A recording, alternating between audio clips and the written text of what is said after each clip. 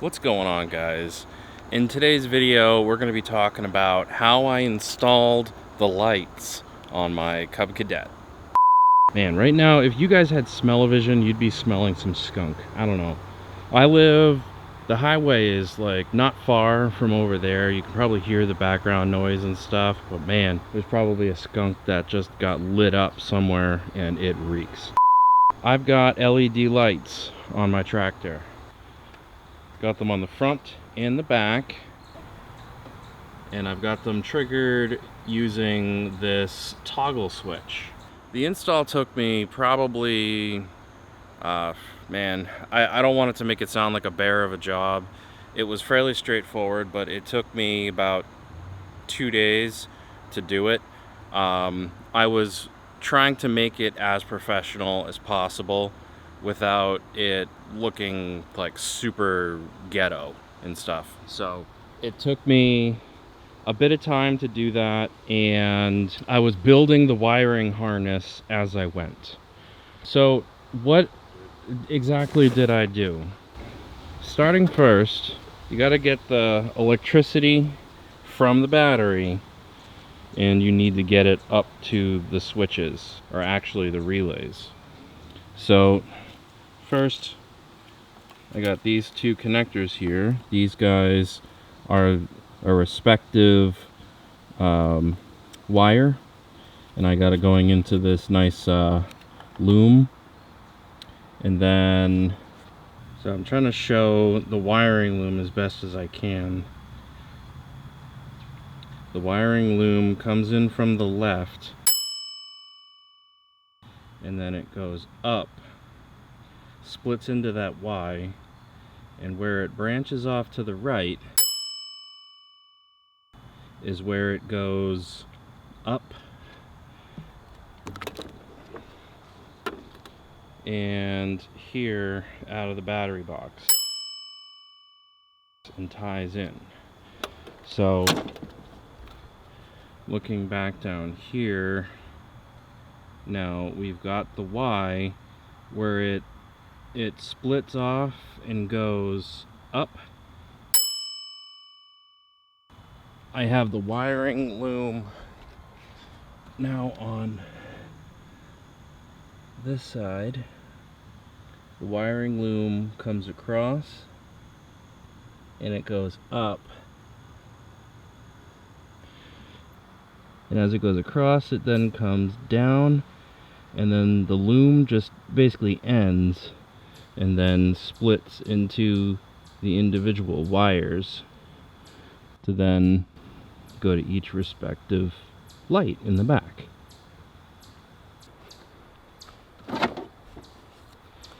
Now, looking at the front of the mower, this is where the business really starts to come into play. Pardon the interruption, but Future Steve has a few comments to make. Here you see a beautifully hand-drawn schematic for the wiring in the garden tractor. Isn't it just beautiful?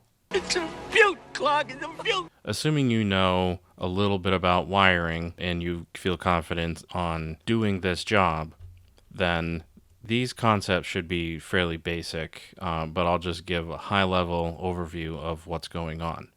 If you don't know anything about wiring or relays, then I would suggest contacting someone who's knowledgeable working with 12 volts in a car and ask them to see if they would be willing to help do that install for you. So to start off, we've got the battery. The battery is supplying 12 volts going all the way up to the key. When the key is flipped over to the on position, it's just like going into accessory, and that's what turns on the OEM headlights. I don't have it drawn in the schematic, but the headlights are getting 12 volts. So that's what we're tapping into to then feed low amperage 12 volts to the toggle switch. That's also grounded, following that going down to the ground in the battery. So when you flip the front or the rear, that then closes that toggle, which then supplies power to the signal wire on the relay. Now, the relays themselves are receiving much higher amperage directly from the battery, and that's going up to number 30. You'll also see that 85 is a ground and 87 is what is supplying the high amperage all the way up to the lights. So how this works is the relay is getting power, it's grounded. The toggle switches has power, it's grounded. So when the toggle is flipped on, the circuit closes, it supplies the low amps to the 86, which then triggers the relay on the inside to close. When that is closed, it's now supplying from the 30, that bridge closes, so 30 goes up to 87, which then supplies the high amps to turn on the lights. And then,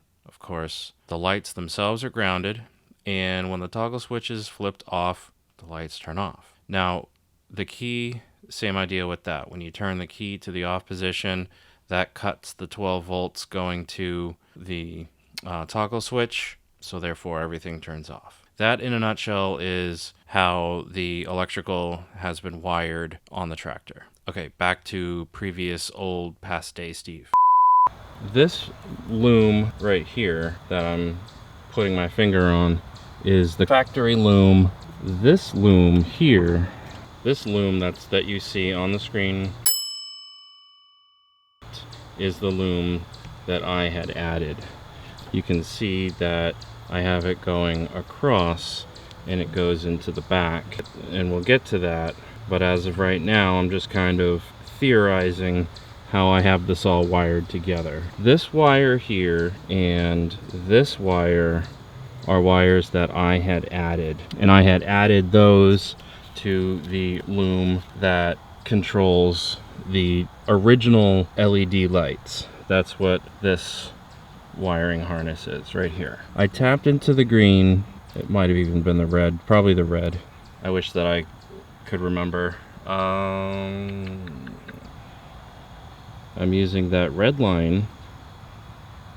This is the 12 volt low amperage line that I'm using to power up my switches. And the reason why I'm doing that is so that when the main lights are turned on, that's when it's supplying power to the switches. And you want to do that because if this key is turned off, just like your car, you want all the lights or anything that's like an accessory, you want those to turn off as well for the accidental drain battery issue. So when I turn it off, you'll see the switches turn off. And when I turn it on, the switches turn on. When I turn the switches off, you'll still see that there's a little bit of a glow, and that's because it's getting the low amperage 12 volts up to the back of this switch. And when you toggle it on, that's what turns on the actual lights. Following that red line, it goes up the loom, and it goes there. The loom continues. It goes, I have it tucked nicely going up along the inside, and then it goes into the back of the switches here. So the back side of the switches, what that is doing is, first off, they each have a ground, and it has that main 12 volt that's coming in. They're daisy chained off of each other so that you only need just that one 12 volt to come in. Now the white is the actual switch. When you turn the switch on, that then sends the 12 volts back down the loom, and then in the back here, that white wire that you see, I just kind of neatly tied that as best as I could. Alright, so that's one of the relays, and I have another one right next to it. So you can see the relay on the right, relay on the left. The focus is not great because the autofocus is having trouble right now. So I think that looks pretty crispy, maybe. So what's happening here, and going back and looking at the schematic, we've got a ground on each of these relays.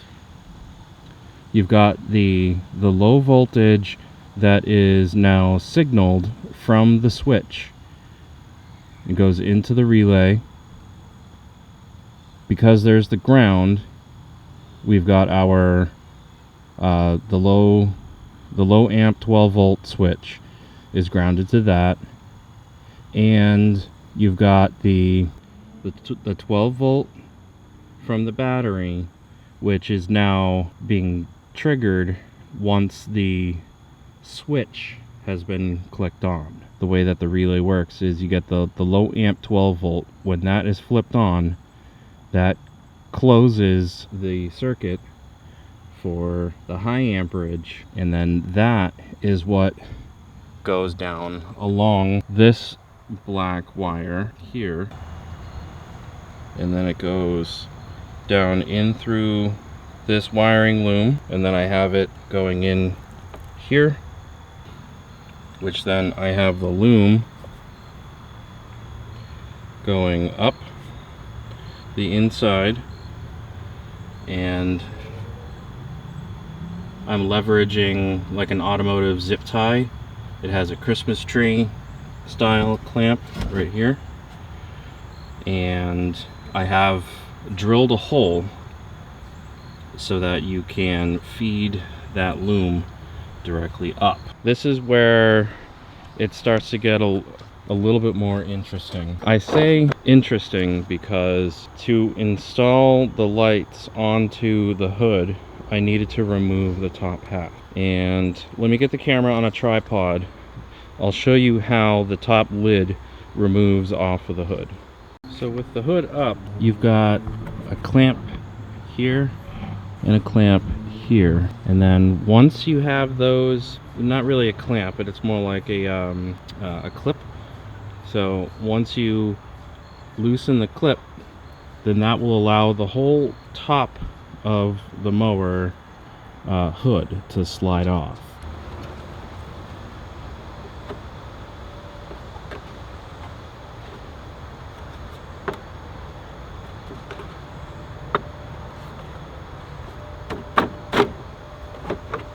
So you actually, from the inside up top, like you come in here and you press down on those two clips. Press down, a couple taps, and then the whole thing slides off. So this is where you can see I have the wire loom coming up, and then I have it going into a Y, which it then is split off to each side where I have a hole drilled so that the wire is a little bit more nice. This is how I mounted it. Just got a nut and bolt here, nut and bolt there, and just have them coming through fastened right here. Nothing really special, but the key of the clean install is being able to remove this top lid of the hood, running the loom with your wires through a hole that you nicely drill.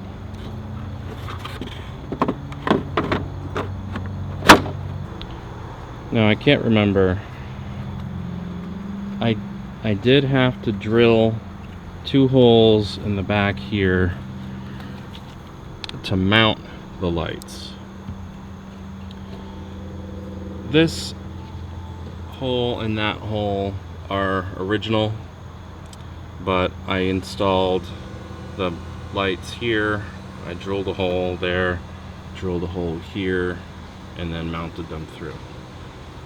You'll want to make sure that when you drill it, that you paint it with, paint, or you could even put like a fluid film or something along the lines of like an automotive undercoating to make sure that the exposed steel doesn't end up rusting.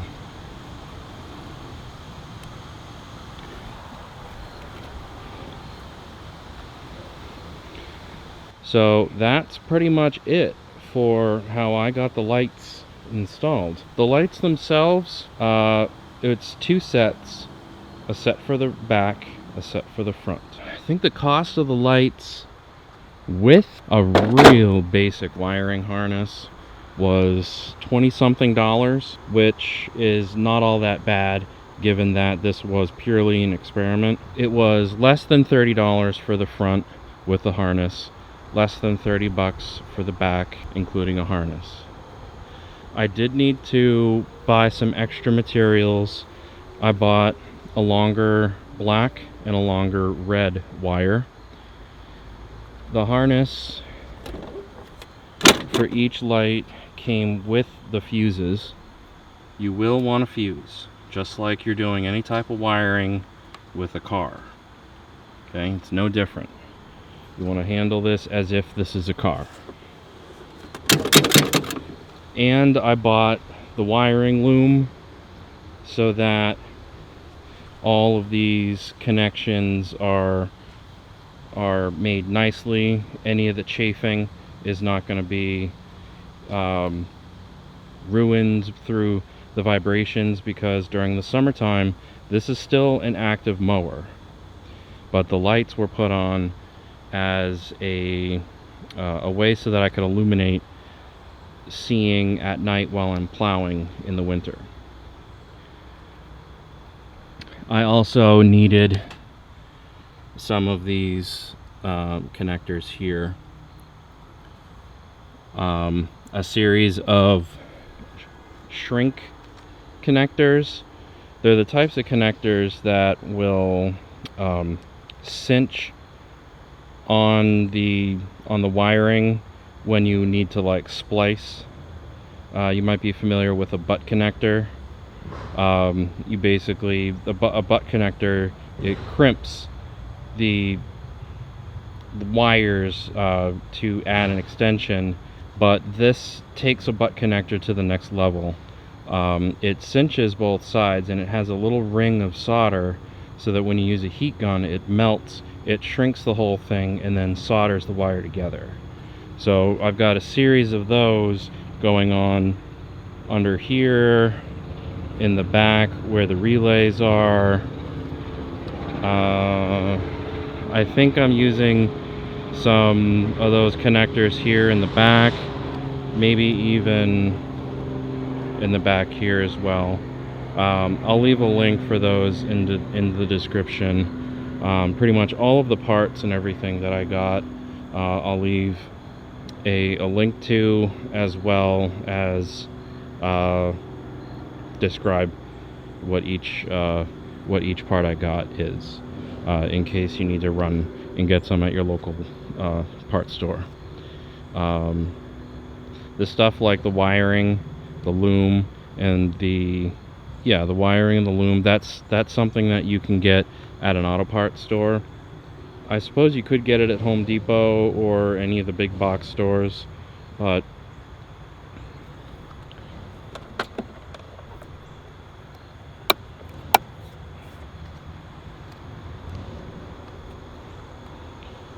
yeah, that's how I did it. Now I think I'm gonna answer the question of why does my lawn look like hell right now. Well, we're approaching fall or autumn, and well, as you can see by the tree that is dropping all different kinds of leaves right here, that it's starting to get cool. This is the prime time of the season to get rid of thatch and plant new grass seed. So I did that just a few days ago. I have a pull behind thatcher that it's just basically a rake that you have a bunch of weights on, and you drag it behind the mower, and it rips all of the undesired layer of thatch, which is kind of a combination of dead grass and unwanted compostable stuff, and it just lifts it up, and then you just use the mower deck to suck all that stuff up and you get rid of it. The reason why you want to get rid of thatch is the thatch, it's a layer that blocks a lot of the air, the oxygen getting into the roots. It also slows down water getting down to your roots. So this here is where I disposed a lot of my thatch, and to the untrained eye it might just look like grass, but there's grass, there's thatch, there's soil, there's all different kinds of stuff that got lifted and dumped over into that area. In here, this machine, this is the thatcher. It's got these steel tines that have little coil springs, and you rest cinder blocks on it, just like this. You rest cinder blocks on it, and that weighs it down, gives it the ability to scrape on the soil to lift all the thatch up. And that's what I've done on the yard. I've gone through and I've removed all the thatch, and then I've got all these little holes that you might see, like that one for example, all of these hundreds, millions of little holes, and that is from this guy. It's called an aerator. So that pokes little holes and removes the cores. I don't know if I have any examples of any of the cores. Right here. It rips out little cores, and the whole reason for that is it's another way for oxygen and water to get down into the soil to really make your grass want to thrive. But also, when you fertilize and you lay grass seed down, which is what I have done, you can see all the little colors. That is grass seed and fertilizer. So I grass seeded, I fertilized. So my lawn is off limits for really anything. Honestly, I shouldn't even be out here walking on it. It's been 5 days. So I need to water this. I need to basically water it every day for the next 3 weeks, until the grass is about 2 to 3 inches long. No mowing, no nothing.